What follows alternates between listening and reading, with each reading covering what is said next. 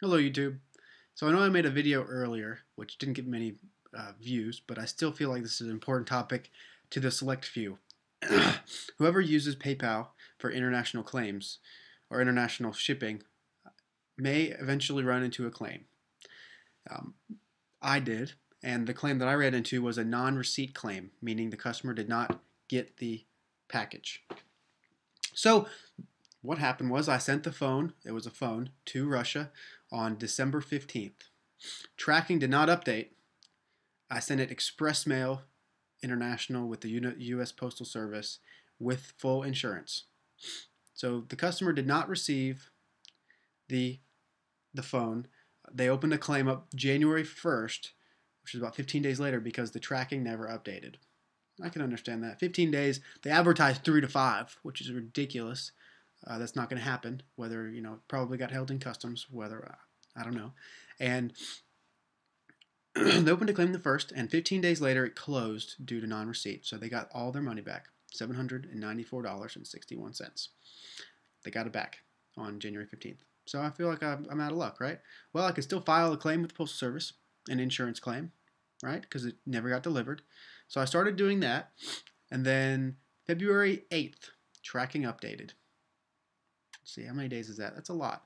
That's over 2 months. It got updated saying it got delivered. Wonderful. I can call PayPal and get my money back because it says delivered. Great. I called them. They said, "Oh, Matt, yes, it's been delivered, but it looks like it was not electronically signed for." Huh? What? U.S. Postal Service. I sent it $52 express mail. Delivery confirmation and signature confirmation is included in that. So what did I do wrong? Oh, the Postal Service, they didn't sign for it over in Russia. They're showing that they didn't sign for it. Oh, so you can't give me my money? No. So I call the Postal Service requesting proof of signature, because if they didn't sign for it, I can get the money from the Postal Service. I paid for signature confirmation. So I get a response. They said, no, you'll get a we'll call you back within 9 days. If we don't call you back, call us back after 9 days. What? Okay, whatever. So 9 days later, I get a letter from the Postal Service. It's wonderful. It says, "Thank you for using the Postal Service. In response to a written proof of delivery of express mail, international item, blah, blah, blah, which you mailed to Russia. Enclosed, you will find a proof of delivery signature confirmation." Oh, yes. Awesome. I got it. Here it is. Check it out. There is the Postal Service label, and there is the signature right there. And it says delivered or received February 8th with the Russian signature. Boom. Done. Called PayPal. They said, "Hey, fax it to me." So I faxed it to them. They said, "We will be getting back to you within a day. Thank you for your proof of signature." Well, they got back to me. You know what they said? "You provided us with a valid tracking information." No shit. As a result, we sent a courtesy email to the buyer requesting that they will send you a full refund. Cool. If you have not received this refund, please contact the buyer to arrange payment? Huh?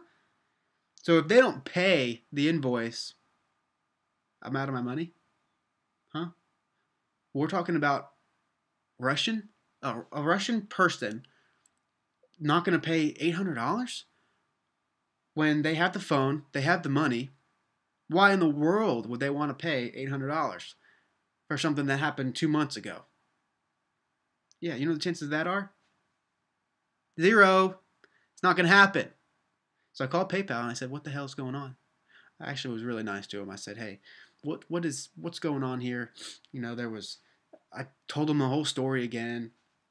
They said, "Oh yeah, well, because the claim already closed, I appealed it."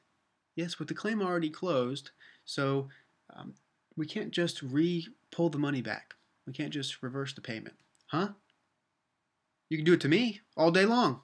I've had claims 2 months later. Boom, money's pulled out of my account. $800. Boom, gone. But no, but you can't do it to the buyer? Okay. That's cool. I don't know. What do you want me to do? This is ridiculous. So, I have to wait again. You know what they said? 2 to 10 days. Hopefully it'll hear back from the buyer. You know what my chances are? 0. I contacted the buyer a few months earlier. I said, hey, this was before it said it was delivered. I said, hey, hope you're enjoying my phone. And they actually said, they replied, yes, thank you for the phone. I do not need it anymore. I bought another one. I have proof of that conversation. Sent it to PayPal. You know what they said? It's not valid proof. They may not have it.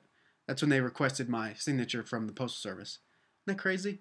I have a conversation with the buyer saying that they have the phone and they have my money. And then I said, hey, why don't you send it back to me? I'll pay return shipping. They said, I would like to hear back from PayPal first. Yeah, you want to make sure PayPal does something. Well, guess what? You're not going to pay this invoice. I'm out of the money. That's the end of that. So a little advice, if you ever deal with international claims, especially non-receipt claims, don't get signature confirmation from United Postal Service. File the claim of insurance through them and just try to get your money through Postal Service because PayPal won't give it to you. Or if they will, if anyone else has an experience they went through that's similar to this, please share it. I really want to hear it. I really do. Post it below. Or send it to me. Email it to me. Call me up. I don't even care. I want to know what happened to you that was similar to this. It's driving me crazy. So, lesson learned or a tax write-off? Neither.